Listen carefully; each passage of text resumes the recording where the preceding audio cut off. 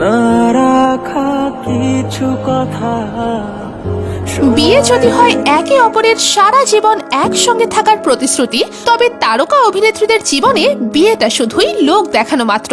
খুব অল্প বয়সেই বিয়ে করেছিলেন টলিউডের সুন্দরী নায়িকা মধুমিতা সরকার। বিয়েটা যত কম বয়সে হয়েছে ঠিক ততটাই ক্ষণস্থায়ী ছিল বিবাহিত জীবন। কেন ভেঙেছিল মধুমিতা ও সৌরভের সংসার? শোনা যাচ্ছে আবারও নতুন করে দ্বিতীয়বারের মতো বিয়ের পিঁড়িতে বসতে যাচ্ছেন মধুমিতা। তাহলে এবার জানেন কি তার স্বামীর পরিচয়?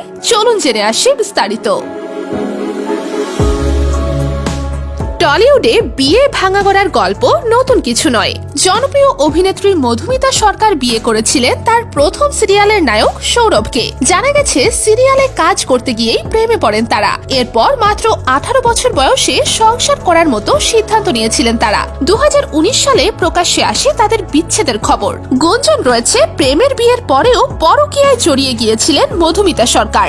বিয়ে ভাঙার পর মধুমিতা জানিয়েছিলেন খুব অল্প বয়সে তাড়াহুড়ো করে বিয়ের সিদ্ধান্ত নেওয়াটা ভুল ছিল।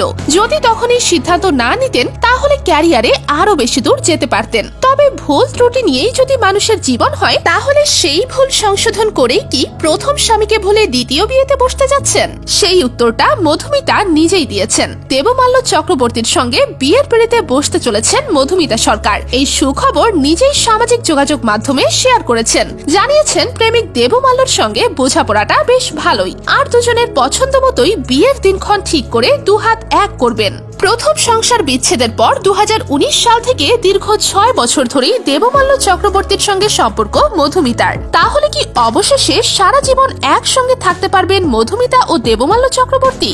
ভিউয়ার্স, আপনাদের মতামত জানাতে ভুলবেন না।